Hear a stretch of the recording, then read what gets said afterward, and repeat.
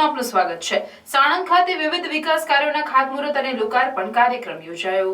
મંગળવારના રોજ ગુજરાતના મુખ્યમંત્રી ભૂપેન્દ્રભાઈ પટેલના વરદ હસ્તે અમદાવાદ શહેરી વિકાસ સત્તામંડળ દ્વારા શેલા ખાતે 42.13 કરોડના ખર્ચે નવનિર્મિત ઓડિટોરિયમનું લોકાર્પણ કરવામાં આવ્યું।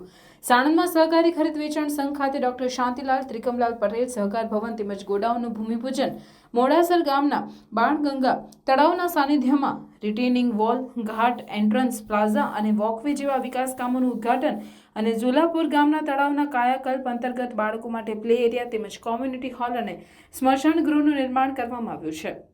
અમદાવાદ જિલ્લાના સાણંદ, બાવળા, વિરમગામ તાલુકાના નળકાંઠાના વિસ્તારોના 39 ગામોના ધરતીપુત્રોને સિંચાઈનું પાણી પૂરતા પ્રમાણમાં મળી રહે તે માટે 1429 કરોડના ખર્ચના પ્રોજેક્ટનું આયોજન કર્યું છે, જે અંતર્ગત પ્રથમ તબક્કાના 402 કરોડના કામોનું ખાતમુહૂર્ત સંપન્ન કરવામાં આવ્યું હતું। ખાસ કરીને વાત કરીએ તો સ્વચ્છતા માટે ગૃહમંત્રી અમિતભાઈ શાહે પોતાના મત વિસ્તાર સાણંદમાં ભીના સૂકા કચરાના એકત્રીકરણ માટેના 71 વાહનોનું લોકાર્પણ કરવામાં આવ્યું હતું।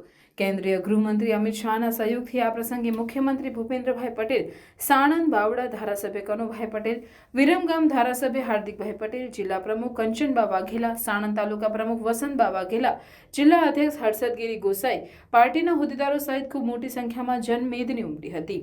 બ્યુરો રિપોર્ટ ફઝલ ખાન પઠાણ સાથે Munna Vohra, crime reporters news, Sanand, Ahmedabad.